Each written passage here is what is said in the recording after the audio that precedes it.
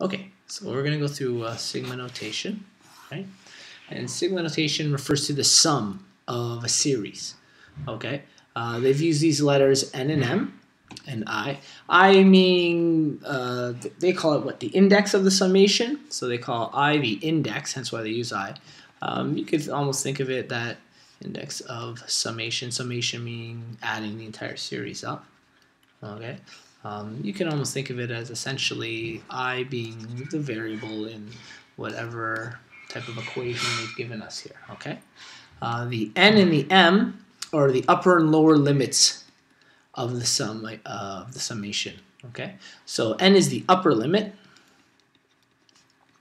or the max, you could think of it, okay? And M is the lower limit. Think of that as the minimum in the summation, okay?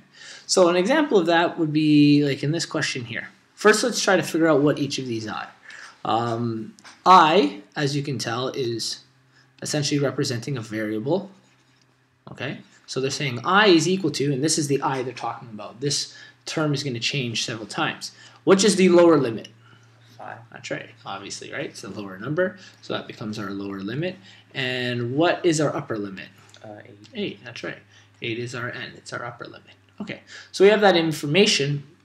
Essentially what they're saying is they want you to plug in the number 5 for this, then add it to the next number up, which would be 6, then add it to the next number up, which would be 7, and so on. So we're going to actually do that below. Okay, we're going to just make a little room, and the summation, we'll write it all the way out, is going to be I each time. So every time we're going to be subtracting 6, and because we're going from 5 to 8, we're using essentially 5, 6, 7, and 8. Those are going to be our terms for the I.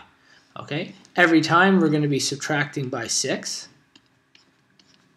Right? And because it's a summation, we're adding all those terms together. So in the first case, our number is 5. That's our lower limit. Our upper limit is 8. And our two terms are, so we go 5, 6, 7, and 8. Okay? Well, we can go from there is we essentially equate it. Well, what's 5 minus 6? Minus 1. Yeah, negative 1. Plus? 0. Plus? 1. Yeah, plus? 2. 2. And what's this all going to equal? 2. That's right, 2. So the summation of this, you could essentially say, is the equivalent of the number 2.